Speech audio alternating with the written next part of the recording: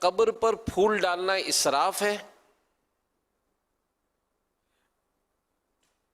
اسراف نہیں ہے بلکہ کار ثواب ہے. جب تک یہ پھول تر و تازہ رہیں گے، اللہ کی تسبیح کرتے ہیں تو اللہ کی تسبیح کریں گے، اور اس سے جو میت ہے اس کو فرحت حاصل ہوگی، اس کا دل بہلے گا اس کا. کسی نے یہ سوال جی تخفیف کا بھی کمی، عذاب میں کمی کا بھی شاید دکھا ہے. یہ مجھے وہ جزیہ یہ مفتی صاحب بتائیں گے انشاءاللہ. حدیث پاک میں یہ ہے کہ نبی پاک صلی اللہ علیہ وسلم نے جو شاخیں گاڑی تھیں تو اس کے بعد یہ ارشاد فرمایا تھا کہ لعلہ یخفف عنہما ما لم ییبسا، کہ جب تک یہ شاخیں خشک نہیں ہو جائیں گی تو اس وقت تک ان کے عذاب کے اندر تخفیف ہوتی رہے گی. تو اسی پر پھر علماء نے یہ آگے بیان کیا کہ اور تر چیزیں جو ہوتی ہیں، چونکہ جو تر چیز ہوتی ہے یعنی جو جس کے اندر نمی ہوتی ہے، تو ایسی چیز کی تسبیح جو ہوتی ہے یہ زیادہ مضبوط ہوتی ہے، قوی ہوتی ہے. تو جب تک یہ تر رہیں گی اور چیزیں بھی جیسے پھول وغیرہ ہیں تو میت کے عذاب میں اگر عذاب ہو رہا ہے تو اس کے اندر تخفیف یعنی کمی ہوتی رہے گی.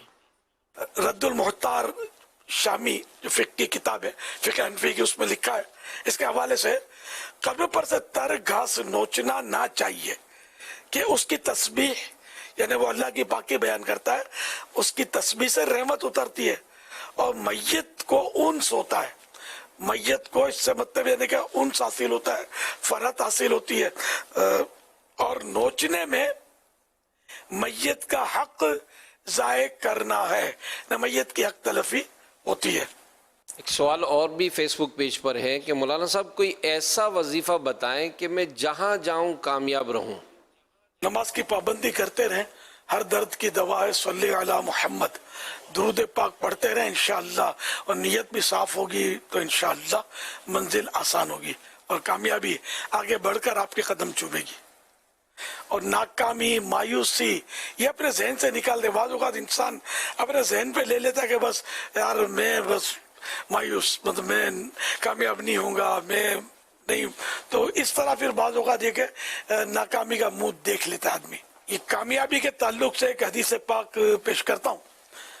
جو سوال کیا نا کہ میں دنیا میں جہاں جاؤں کامیاب ہو جاؤں، تو حضرت انس رضی اللہ عنہ سے روایت ہے کہ ایک شخص نے اللہ کے پیارے حبیب صلی اللہ علیہ وسلم کی خدمت میں حاضر ہو کر عرض کی، یا رسول اللہ صلی اللہ علیہ وسلم دعا کون سی افضل ہے؟ فرمایا کہ اپنے رب سے دنیا و آخرت میں امن و چین مانگو. پھر وہ دوسرے دن حاضر ہوا، عرض کیا یا رسول اللہ صلی اللہ علیہ وسلم کون سی دعا افضل ہے؟ حضور صلی اللہ علیہ وسلم نے اسی طرح پھر فرمایا. پھر وہ تیسرے دن حاضر ہوا، پھر اسی طرح عرض کیا. حضور صلی اللہ علیہ وسلم نے فرمایا کہ جب تجھے دنیا و آخرت میں امن و معافی دے دی جائے تو کامیاب ہو جائے گا. ترمذی اور ابن ماجہ کی یہ حدیث شریف. تو اللہ پاک سے دنیا اور آخرت کی عافیت طلب کرنی چاہیے. اللہم انی اسألک المعافات فی الدنیا والآخرہ، یہ بہترین دعا ہے.